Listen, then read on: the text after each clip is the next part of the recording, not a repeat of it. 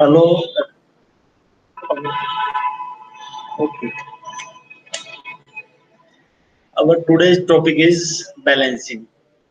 Do you know what is balancing? Balancing is the technique of correcting or eliminating unwanted inertia forces or movement in rotating or reciprocating masses, and is achieved by changing the location of mass centers.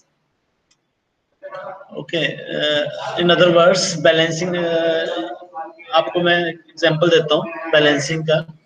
आपके घर में fan चल रहा होता है, कभी देखा है वो अनबैलेंस भी होते हैं, unbalance out of centre move कर रहे होते हैं। तो अगर वो ऐसे ही चलता रहेगा, क्या होगा उससे? नीड क्या है फिर उसको, मतलब वहां पे वाइब्रेशन पैदा हो रही है, उसको कैसे एलिमिनेट कर सकते हैं? वो हम कर सकते हैं बैलेंसिंग से।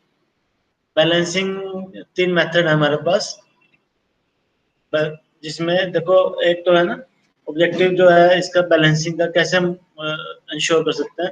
एक तो सेंटर ऑफ ग्रेविटी जो है सिस्टम का स्टेशनरी होना चाहिए। पूरा जब क्रैंक का रेवोल्यूशन हो जाए तब उसका जो सेंटर ऑफ ग्रेविटी है स्टेशनरी हो। दूसरा है जो उसमें कपल है, कपल फोर्सेस है जो है एक्ट कर रही हैं, वो भी बैलेंस रहे, तभी हम बैलेंसिंग को अचीव कर सकते हैं। जो बैलेंसिंग हमारी दो टाइप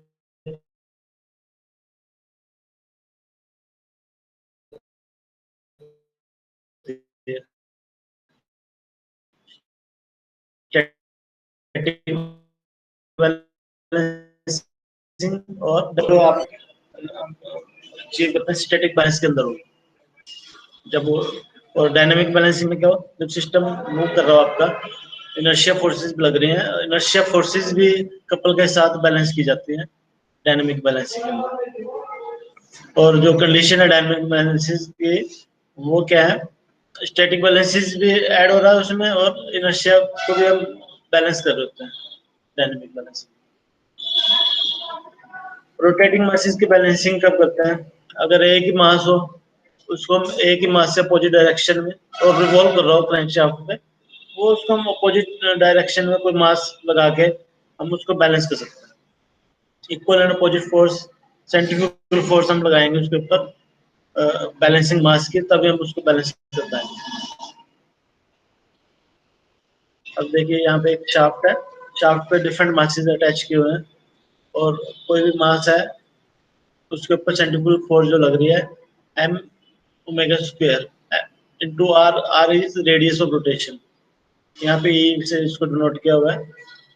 यहाँ पर रोटर दिखा रहे हैं, रिमेन बैलेंस जब तक ये बैलेंस रहेगा, जब तक कि सेंटर ऑफ मास जो है रोटर का centre of axis of rotation shaft पे लाई करेगा।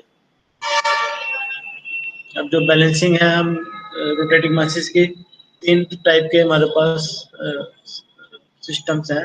एक तो अगर सेम प्लेन में हम रोटेट कर रहे हैं सिंगल मास, तो हम सिंगल मास से उसको बैलेंस कर देते हैं।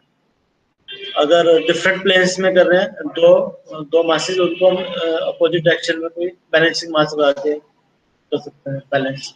और डिफरेंट और सेम प्लेन में अगर बहुत सारे मासेस रिवॉल्व कर रहे हैं, उनको भी बैलेंस कर सकते हैं। ऐसे ही डिफरेंट प्लेन्स में कोई मासेस रिवॉल्व कर रहे हैं, उनको भी हम बैलेंस कर सकते हैं बैलेंसिंग से। अभी यहाँ पे देखें आप, एक मास है, उसको अपोजिट मास से हमने बैलेंस किया है। सपोज यहाँ पे मास m1 है, रेडियस ऑफ रोटेशन उसका r1 है।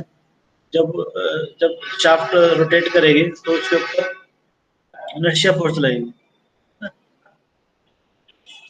Okay everyone, thanks.